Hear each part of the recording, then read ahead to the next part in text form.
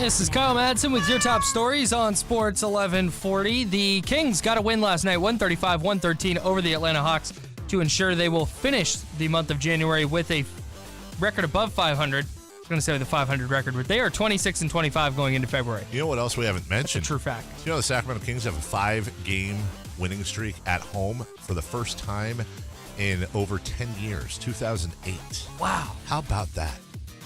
Wow. Yeah, right? Stat of the day, brought to you by Kyle Madsen. Great stat. Really good stat.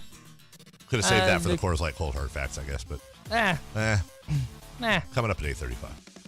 The Kings get a couple of days off now. They host the Sixers on Saturday. There were some other NBA games last night. Dennis Smith Jr. had a triple-double in the Mavs, 114-90 win over the Knicks. The Nuggets beat the Pelicans 105-99, and the Blazers were all over the Jazz 132-105. It's 8:01. Plan now to watch the big game at Sammy's Restaurant, the best food and drink inside Stone's Gambling Hall, I-80 at Antelope Road. Those are your top stories. Now back to the drive on Sports 1140 KHTK. I'm not letting you go to work. Everybody, listen up.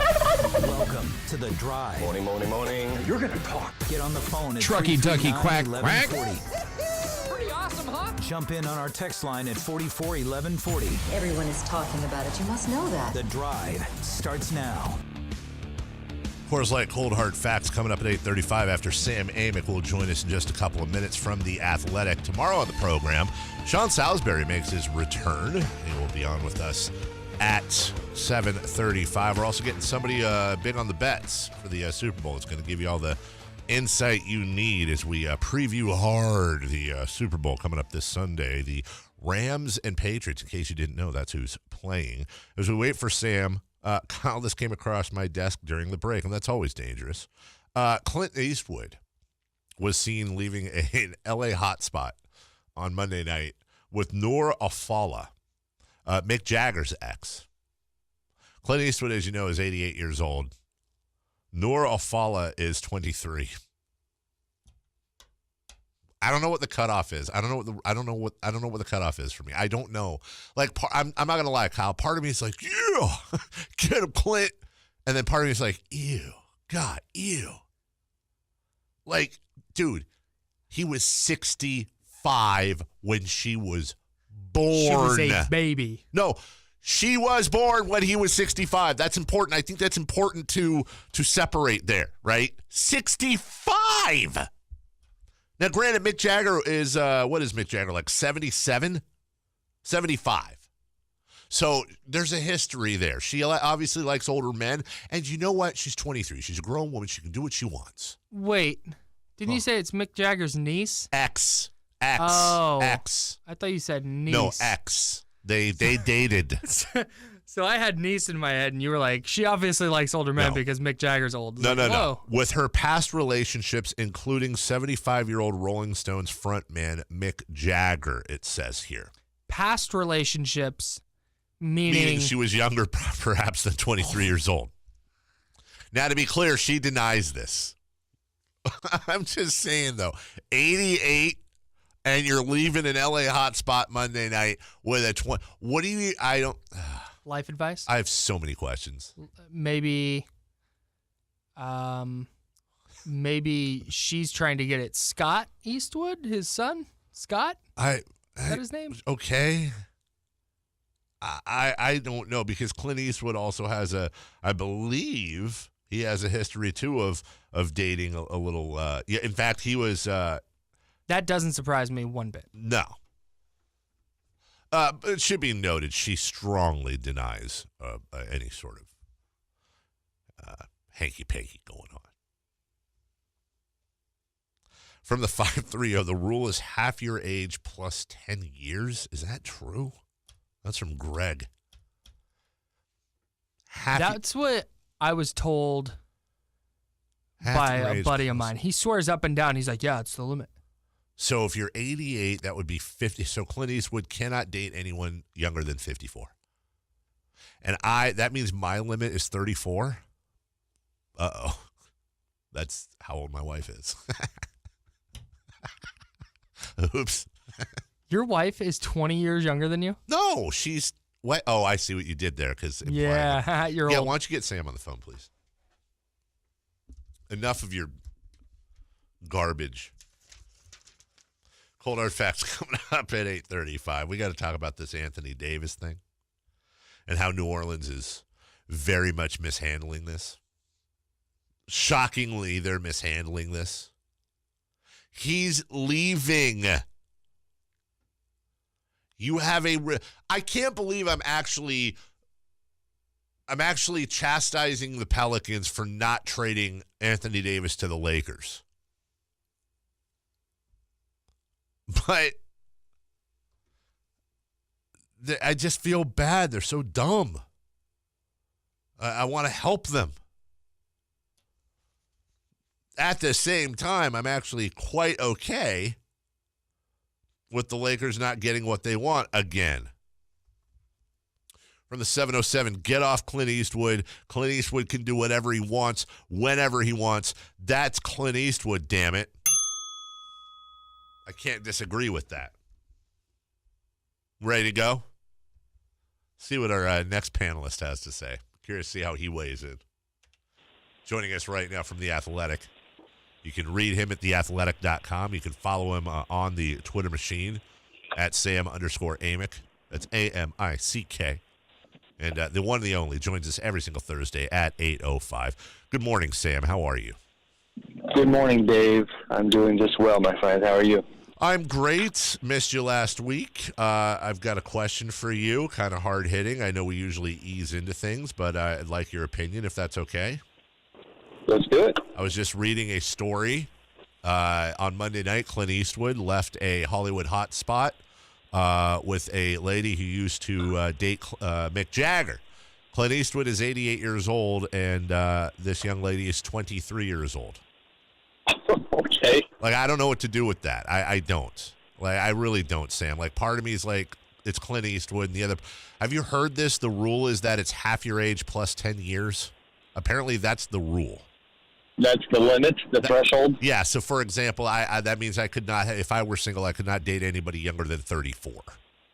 Right. And you would be. He's surpassing that by about a decade. A little bit. Correct? If he's 88, that means 44 is half of that plus 10. 44, so it's 11. Yeah. Yeah. So he can't date anybody younger than 54. She's 23. Oh, you're going the other. Okay. Yeah. Got it. Yeah. Wow. Yeah. All right. Okay. I'm not mad at him. It's always creepy. I mean, it's creepy, and I don't want to even, you never want to know kind of like what's the nature of the relationship and how that works. Like, Sure. No, thank you. I don't need the details. Don't want to know. So beyond that, I mean, it was weird when Hugh Hefner would do it for all those years. It was weird when, what was that guy's name? Oh, man, my memory's failing me. The one with Anna Nicole Smith? Yeah. Yeah, I know who you're talking about, too. The late Anna Nicole Smith. Right. I know exactly who you're and talking it's like, she obviously was, she was getting a paycheck out of that. And so, Allegedly. but this is, right. I mean, this is Clint Eastwood, so I know it sounds corny, but, I mean, the not disgrace, the unfortunate part of it all is I have a very hard time believing that young lady truly appreciates Correct. who he is. And if she does, maybe she played catch-up real fast and she's all about it and she really gets it. Like, that would be cool if I actually thought that she kind of was soaking that part of it in. But yeah, that's pretty weird. Sam Amick with us on The Athletic. You will not be reading a think piece on this later on in the day. Sam, I don't like the Lakers. You know this, and I was just saying before you came on, I can't believe I'm chastising New Orleans, but if everything that we hear is true, and let me just run through a lightning round with you real quick, yes or no? Well, that's fine. I was going to say, it's always a tough qualifier, if everything we're hearing is true. That's probably not true. But do you believe that Anthony Davis and Rich Paul want him to go to the Lakers as their top choice? Yeah. Okay. I mean, 100% Rich, and I'm, fairly convinced. I mean, yes, Anthony's the one who hired Rich, and this was the plan. So, yes. We both agree on that. So, if A, that's where they want him to go. B, he only has a year left on his deal. C, the Celtics can't get involved until July because of the Rose Rule and Kyrie Irving. These are all facts. then the Lakers are absolutely in this driver's seat. I don't understand if they're going to New Orleans and saying, we'll give you some form of combination, and really they should just offer them all. We'll give you Kuzma, Ball, Brandon Ingram, and a first-round pick. Why is it not that simple? Why is Dell Demps reportedly not picking up his phone? Why does he not just get it done and let's be done with this? Why is there any confusion whatsoever? Because that Boston package is better. I mean, that's the bottom line. You know, I mean, the part where the Lakers' young players have failed LeBron, and the irony is they shouldn't care because they're going to be traded. But the part where they failed LeBron and Anthony Davis is they have not played well enough to paint a promising picture about who they are as players, who they're going to be as players in the years to come. I mean, if you just hit the rewind button one season, you go back to last year, you know, the Lakers with Julius Randle and Brook Lopez only won 35 games with these young guys. And obviously a year prior, so sure, they've developed a certain amount. But, I mean, the Celtics package, there's not a bona fide for sure star in that Lakers group. I would argue that Jason Tatum is widely considered the closest thing to it in the NBA. And he also seems to be restricted by the way the roster is built now in Boston, and he's just not able to shine like he did last year. So I think that's the big thing, plus the human factor. And then if you're Dell Demps, yeah, you're probably, not probably, I guarantee you're upset, and you don't feel like seeing Anthony in a Lakers jersey, and you want to send him to the East. And I hear what you're saying, but just to take it a step further, doesn't Rich Paul ultimately sit in the driver's seat where he can turn to Danny Ainge and say, or any other team? And we saw this a little bit, or reportedly saw this with DeMarcus Cousins and his agents when the Kings were moving him. Can't he turn to these other teams and say, listen, you can offer up the package, but you're renting him for a year, and he's going to go, you know where he's going to go. I mean, ultimately, can't Rich Paul either force Dell's hand or force Dell Demps to just be stubborn and take pennies on the dollar? Why would Danny Ainge take that risk if it's just a rental for a year? I mean, for one, because Danny Ainge is a bad MFer, and he doesn't. I mean, he true. He listen. Not only that, Rich has not done. If the goal was to tell the world that it was the Lakers and Lakers only, Rich has not done a good job of that, and that's because I don't think it has been the Lakers and Lakers only. I mean, I can tell you firsthand that within the last 4 to 5 weeks, I've had conversations with his camp where it was indicated that Boston was a real priority and a possibility, I guess. But in the part where the Celtics, I think, are confident is that Kyrie Irving is the X factor here. And obviously a lot of noise about him recently, but so long as, they don't feel like Kyrie is skipping town, then they have a lot of confidence that Anthony Davis would not be going anywhere as long as Kyrie was there. And I think that's the leverage that Danny has. And not only that, these executives, they get intel on their own. And there's a lot of intel on there that really says that, sure, Anthony would love to be with the Lakers, but Anthony wants to contend for a title. And with that Celtics roster and, with the possibilities of having AD on it, I think they're just confident that he wouldn't leave because he'd be winning a lot of games and competing for that trophy.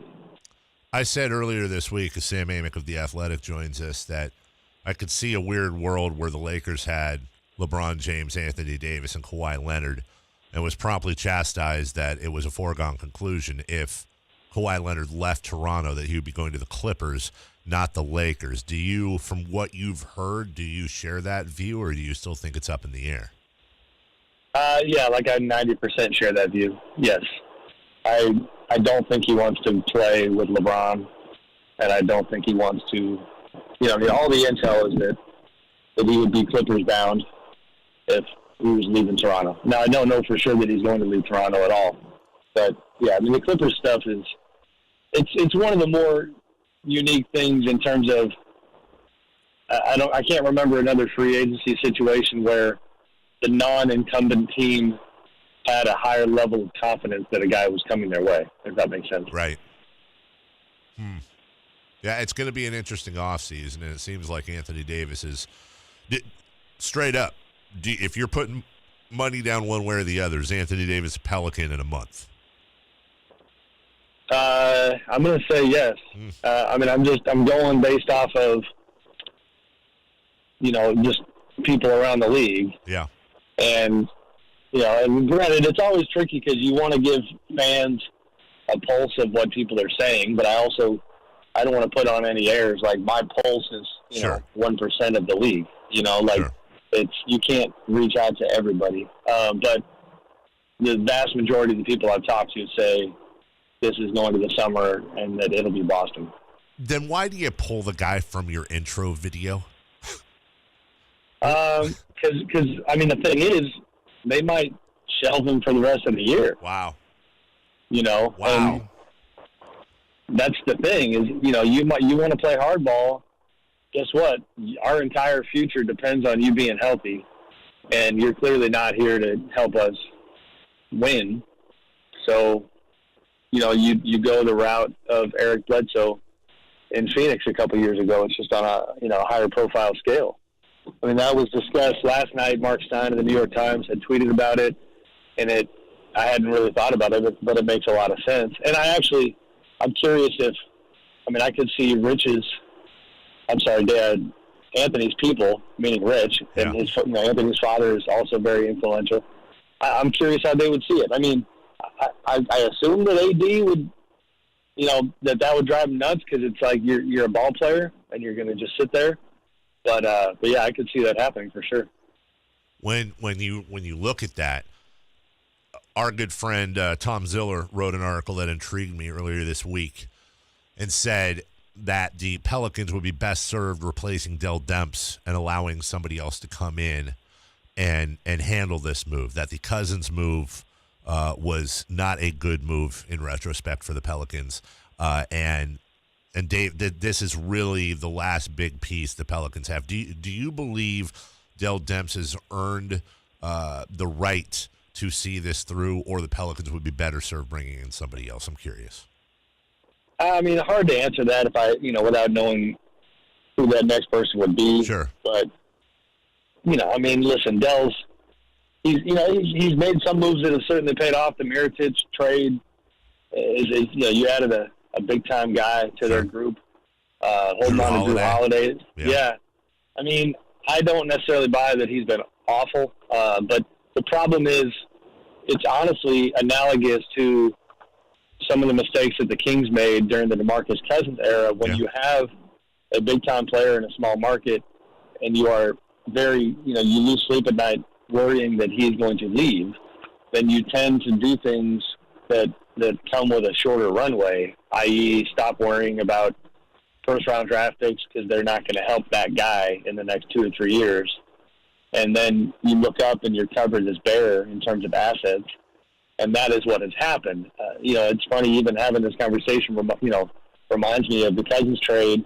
You remember this as well as anybody, and I'm not trying to be funny, but, what if the late Dan Fagan, DeMarcus's agent at the time, and Jaron Akana, his agent, still hadn't – remember, they basically scared New Orleans out of, taking a first-round pick off the table with the Sacramento deal. Cost us a first-round pick in that deal, yep. Right, and so that's a positive for, I'm not actually sure which pick that was and who that might have become, or exactly what the cost was. I'm pretty sure it would have been this year's pick. That's what I had heard, that it would have been, that pick would have been this year to replace the Philly pick. But go anyways. Right. No, that's it. I just mean, it's just hard to answer that without knowing who's coming in. I mean, sure, there's executives out there. I thought about this the other day. Dave Griffin is still out there, the former Cavs GM that was there before LeBron came back and then was part of that championship group. Sam Hinkie, whose process in Philadelphia certainly paid off, still out there. But I'm not sure. The thing about the Pelicans organization is just, and this is a big reason why I think Anthony is leaving, is it just, this doesn't get talked about that much. It's a football team that has a basketball team. Right. The Pelican, the Saints are the priority, I mean, I wrote this the other day. Mickey Loomis is the VP of basketball operations. He's above Dell Demps. He's not really intimately involved in the day-to-day calling of teams, but he's technically above Dell. He's, the GM of Saints. And if you go look at the media guide for the Pelicans, I think this is a really bad look. The bio for Mickey Loomis, and it's just kind of pathetic or weird that I actually spent the time to do this, but 541 words in his personal bio in the Pelicans media guide. Wow. And 517 of them chronicle his football accomplishments. And I'm sitting there reading it going, why is this in here? This is a basketball team. Anthony Davis might read this. His agents might read this. And this is who's, technically speaking, that's who's running the front office. So it's just the culture is such. And even in Anthony's circles, I mean, they sarcastically call them the Saints instead of the Pelicans. Yeah. It's kind of all you need to know. Now, I have a question about kind of how you dive into this kind of stuff. Do you count the words individually, or do you copy and paste them into a Word document and then find the words that way? That's true. Kyle, I guess I shouldn't blame the Pelicans for the and a and very, very, very, very. So maybe this is fake news. But yeah, I highlighted the whole thing, and then I basically was like, okay, that sentence tells you where he was born and where he was raised. I'm not going to blame him for that sentence. And then that one says, what year, he came over to the Pelicans. So that's a Pelicans-related sentence. And then everything else was, let us tell you about, what he's done with the Saints and where he was in the NFL previous to that. Well, then here we are, and Sam, we've been having this conversation for, I think, 2 years now. And here we are again. The last big chip in the chip bowl for the Pelicans is really Anthony Davis. They're more than likely going to be forced to get pennies on the dollar. It is a football town. It's part of the reason he's leaving. Once again, with what's going on in Seattle, with the NHL going there, with Key Arena getting that $500 million, something like that retrofit, with guys like Tim Lewicki involved and big hitters that in Seattle, are we likely counting down the days until New Orleans relocates out of Louisiana? The Pelicans, not the city. Right. Yeah. I mean, thank you. Want to clarify that. It'd be a massive undertaking. I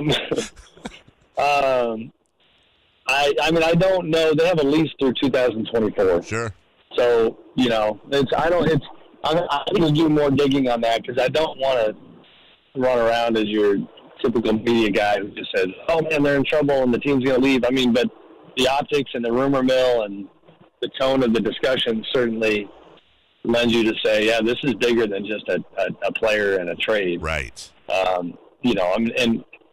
And then I've learned enough about the business side of the business to just know that, no, this is disaster. I mean, you're talking about key season ticket renewal dates coming up, and the town that, again, the reason you play a football organization, and B, the fans in that city are football people. And so it's very hard to convince them to care about the Pelicans. It always amazed me when the Pelicans would travel around. I probably should have written more about them for the sheer fact that it was so easy to cover them when they were on the road because there was no media. They don't travel. They had one of the best players in the entire NBA, MVP caliber player, and if you wanted to talk to him after the game, sitting in his locker with nobody around him. But that's a reflection of the lack of interest in the city itself. So, you keep that up or even have that get worse for too long, and, the NBA is a business. They're not going to stay in that city. Sam Amick of The Athletic, always on top of everything, one of the better insiders in the game, and also for color and analysis of anyone you may want to know about. There is nobody that works finer than old Sam Amick. Buddy, I appreciate you. Enjoy the Super Bowl this weekend, and I'm sure we'll have more to talk about in a week. Oh, did you lose me? Yes, sir. I am. I'm down by the river. Wish me luck. It's foggy out here, man. Are you going to a van Yeah. down by the river?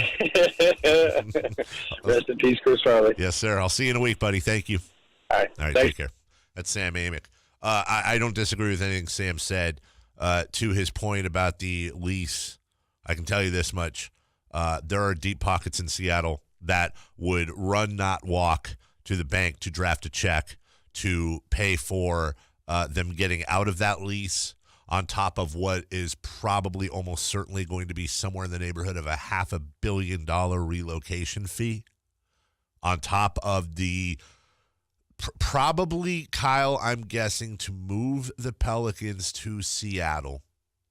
You're probably looking, combined with relocation fee, the purchase of the team itself, and the lease, you're looking at somewhere between $2 and $2.5 billion. You're probably looking at a sale price of 1.5. It's not going to get 2 like the Clippers did. You're looking at $500 million, somewhere in that neighborhood, for a reload fee. They'll probably, to be honest with you, the NBA will probably subtract off that relocation fee whatever the lease agreement would need to be for them to pay off the city of New Orleans. So, yeah, you're probably looking at right around $2-ish billion. I think they can probably get it at 1.5 if they wait till Black Friday. just wait until the deals pop up. Right Like, wow, 50% off the Pelicans. Isn't that sad what he said? And I remember reading a really in-depth article. What? We have to go. Oh, I know we got to go. I remember reading a really in-depth article before I think it was over the summer. It was like 2 guys split coverage of the Pelicans, but they work part-time. Oh, They yeah. don't travel. Yeah. They have like 2.5 beat writers. Yeah, and they don't go on the road. Yeah. They will usually go to games. It's really weird there, man. People don't understand just how much nobody cares about the Pelicans in New Orleans. We'll take a break. When we come back, Coors Light Cold Hard Facts and a little bit of what's on tap after that on the Drive, Sports 1140 KHTK.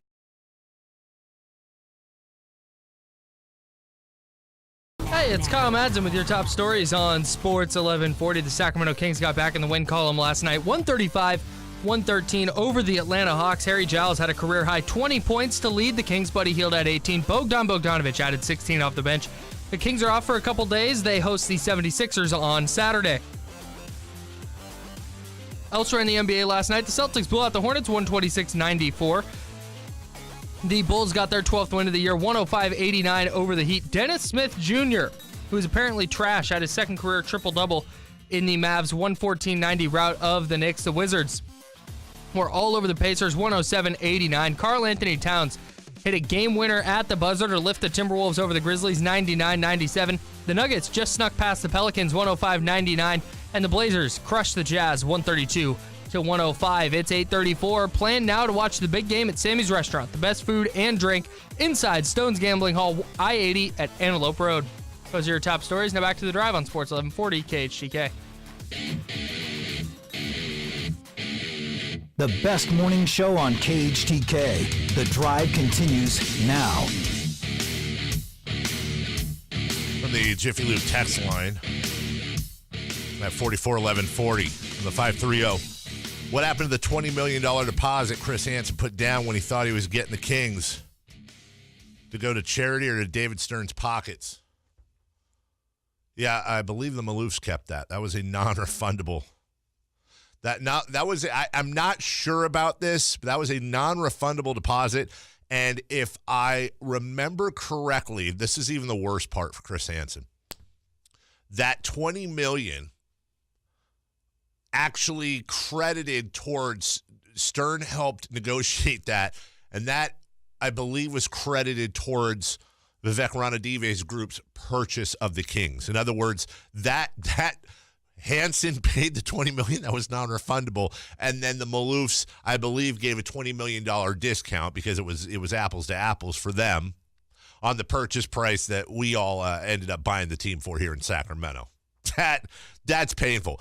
I actually, I would have felt bad for Chris Hansen if he hadn't tried to do so many dirty things. But, man, you want to talk about a deal that Not only did he lose $20 million, plus God knows how many more in all the development he did in downtown Seattle, but the embarrassment, the failure, the fact that he's no longer involved in any way, shape, or form in any of that stuff up there. The fact that he is forever branded a loser. I remember when it all came out, and he was the guy. I remember watching the rallies up in Seattle that were just packed, green as far as the eye could see. He's got the microphone up there. I mean, he's the hero of Seattle. And I remember looking at him at times and going, God, this guy's he's good. He's Yeah. Oh my God, he's almost like he has there's no chinks in the armor at all. There's nothing. Like, how do we beat this guy who behind him has future NBA owner and Microsoft billionaire Steve Ballmer, the Nordstrom brothers, all this money, a record amount of money being paid for an NBA team in Sacramento? Just goes to show you, man. Don't underestimate the Davids when the Goliaths come in, because that was The Carmichael Davids. Yeah, there you go. That was truly a David Goliath situation. Coors Light, Cold Hard Facts with Kyle Madsen, sponsored weirdly enough by Coors Light, as a matter of fact. Oh, interesting. Do we have Cold Hard Facts at all? Yeah. Okay, very good. Let's Sacramento has a basketball team and Seattle doesn't. That's your fact. That's a cold hard fact right there, pal. We're going to college basketball for this one. This is via ESPN Stats and Info because I thought this stat was astounding. Andrew Fleming, the great Andrew Fleming. Oh, Andy Fleming, yeah. The University of Maine scores 38 points on 18 of 20 shooting. Pretty good. In the last 20 seasons, there have been more than 13,000 instances of a player attempting at least 20 shots in a game. Fleming is the first to shoot 90%. You're kidding me. That is unbelievable. That's insane. Really? Really? Yeah, I would have Wow. thought, like, you get your dominant big men in college. I would have thought at least one of them had a game where he had 20-plus shots or he made, 18, 19, 20 of them. Just based on dunks and layups and stuff. That's a really good fact, Kyle. Thank you. Well done. Thank you. I found it myself on ESPN Stats and Info. Hey, speaking of finding something myself. Yeah. So a buddy of mine made these fake Instagram posts, these fake Instagram comments from LeBron James on real Anthony Davis Instagram I saw posts. this. Your boy Streaky Shooter? Yeah. Yeah. ESPN not only picked them up and ran them on SportsCenter, but Neil Everett, is that his name? It was Neil Everett. He goes, and look at what we found on InstaFace. Yeah. Look at what we found. Mhm. Like, no, dude, that got retweeted onto some production assistant's timeline. And they said, oh, my God, look at this. And ESPN ran with it. If you're Neil Everett, are you pissed off? Whose fault is that? That's the producer. That's on the Not producer. Neil's fault. No, he's reading. That's on the producer for finding that. Whether the producer found it or a production Whoever assistant found found it. You need to vet that. Like, you help need to the go audience. into, What did it say? It's for people who didn't see it. It was a picture of. It was an Anthony Davis Instagram photo. I forget the exact, but Streaker went in, and that's my buddy went in and made a fake comment, like just edited. Right. It took him 3 minutes. It was LeBron James saying. And it was a perfect like LeBron James like. Sheesh. Sheesh with all the emojis like hashtag future Laker, hashtag this doesn't count as tampering. Right. Like, and didn't all he this do stuff. another one that said like about Klay Thompson? Yeah, it was So, like more like the Claykers Claykers, yeah.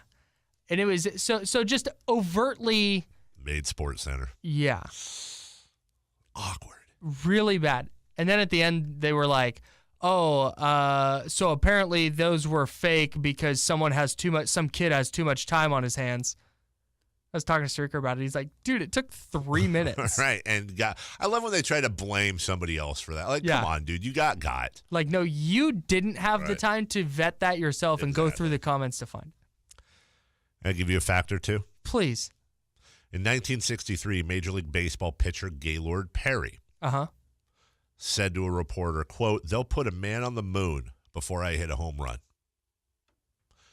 On July 20th, 1969, an hour after Neil Armstrong set foot on the surface of the moon, Perry hit his first and only home run while playing for the San Francisco Giants.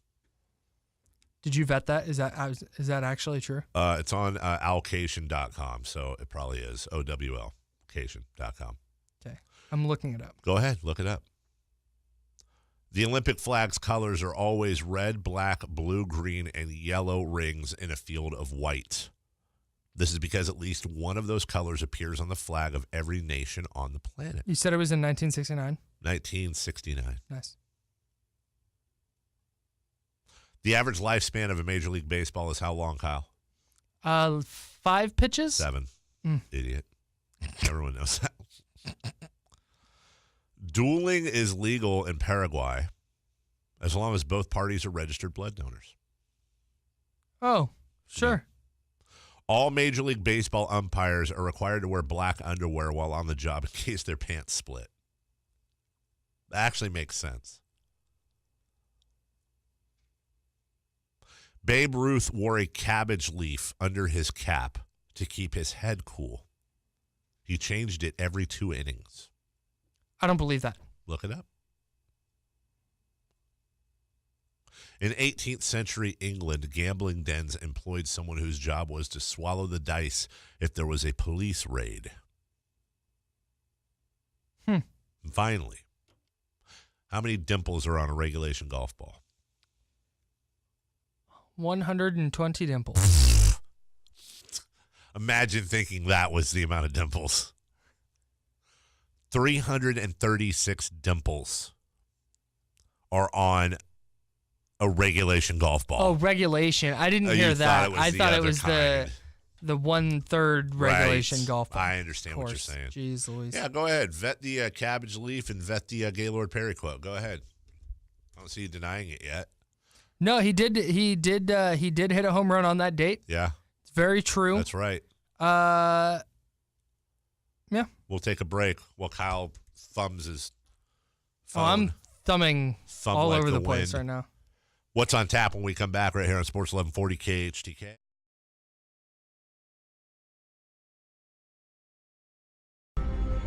What's on tap? Brought to you by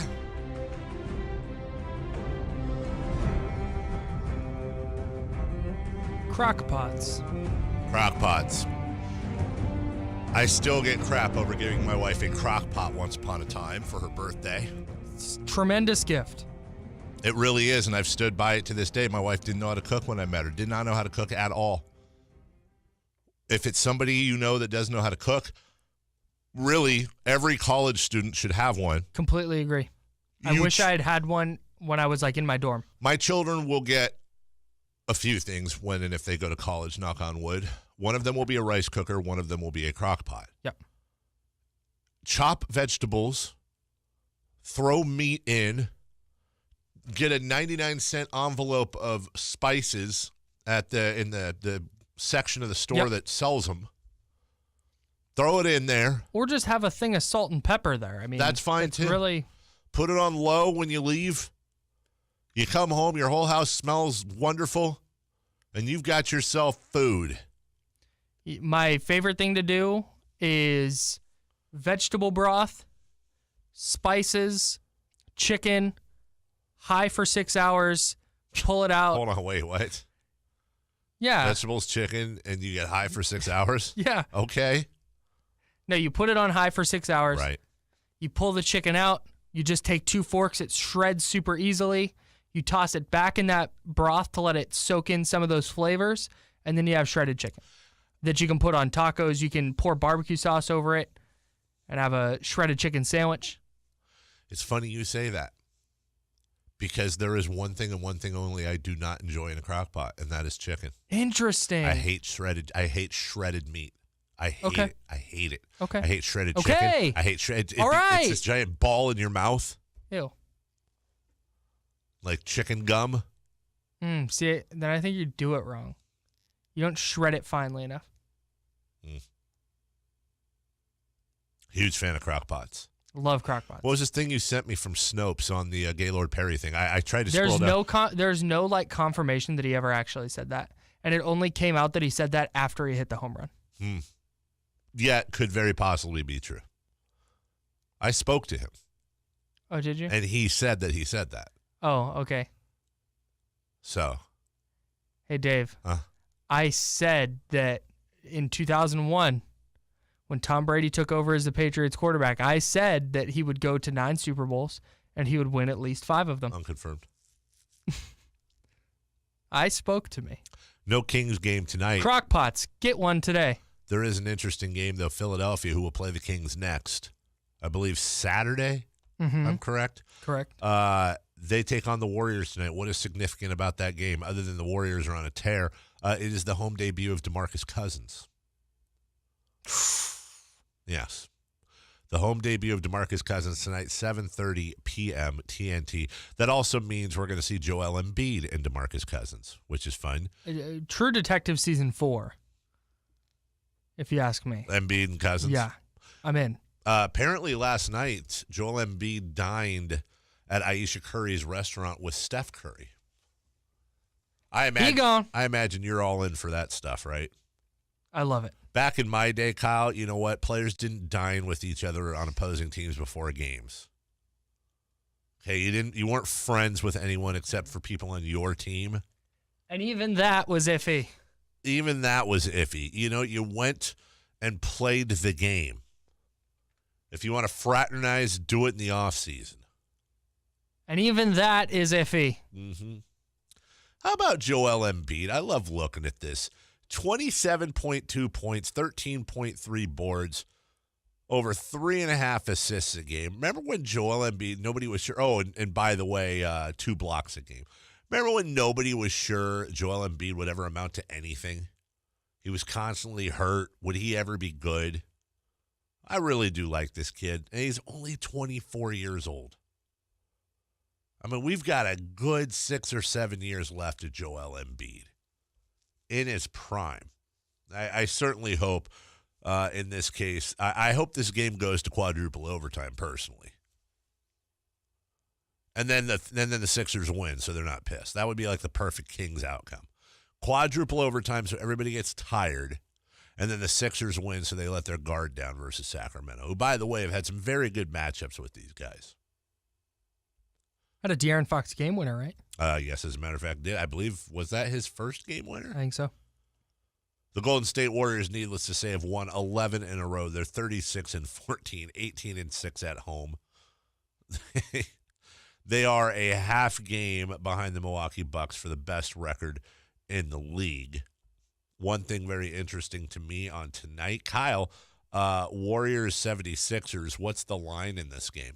Warriors minus 7.5. 9.5. Whoa! That's a huge line against a team that's 33-18. Granted, That's a lot of points. That's how good the Warriors are going right now. And I got to be I honest. thought 7.5 was a little tall. I don't know what tall. I don't know what to do with that game. That's a don't touch. Mm-hmm. With the way the Warriors are playing right now, like I could easily see a scenario where they go beat the Sixers by 20. But I can also see them stumbling, the Sixers going up 18 in the first half, and the Warriors going, all right, punt. Really? Yeah. Their first home game back? Yeah. Talk about a great TNT doubleheader tonight. Bucks and Raptors in Toronto. That's your first half of that doubleheader, followed by the Sixers and Warriors. That's a pretty damn good doubleheader. Bucks at Raptors. Raptors favored by 3 in that one. I wouldn't touch that either. Spurs Nets. Raptors minus 3. Raptors minus 3. Well, what's the line? Raptors minus 3. I just Nailed said it. it. Well, I said it before you. I know. Oh, okay. I don't know that I'd go near that one. Spurs minus 8 over the Nets at home in San Antonio. Nets are hurting right now. Still playing pretty well, though. Clippers favored by 5 over the Lakers. That's a road game for the Lakers, by the way, at the Staples Center. Pacers at Magic. Magic favored by 2.5. And then the Pistons host the Mavericks. The Pistons favored by 2.5. I don't know that, you know what, tonight I think I'm going to take a night off from the NBA when it comes to if I was a wagerer, which I'm not. Does this bolster Victor Oladipo's MVP case that they were a number 3 seed and now they are underdogs against the Magic? That's pretty insane when you think about it. Because I saw a segment on the television that asked if the Lakers' current struggles were helping LeBron's MVP case. I think we need to look at Victor Oladipo's. The Pacers if we're are doing that. 5-5 in their last 10. They have lost 3 in a row, including getting waxed by the Warriors. They lost at Washington by 18 and lost in Memphis by 3. Yeah, that's really sad. Oh, by the way, shout out to your Pacer team, or excuse me, to your shout out to your Warrior team, Kyle. Thank you. I will shouting say credit where credit's due. The other night when they did play in Indiana and everybody was wearing the I'm with Depot shirts, I thought I like that. That's a classy deal. But screw the Warriors. Right. Good doubleheader tonight. We got a full bank of shows for you today. Super Bowl tomorrow. Sean Salisbury will join us at 7:35. We'll talk to a betting guru as well for all your fun wagering needs. And we'll have a Kings game to preview on Saturday. For Eunice, for Kyle, for Sam Amick, I'm Carmichael Dave. Jim Rome is next. Enjoy the rest of your broadcast day right here on Sports 1140 KHTK. Bye-bye now.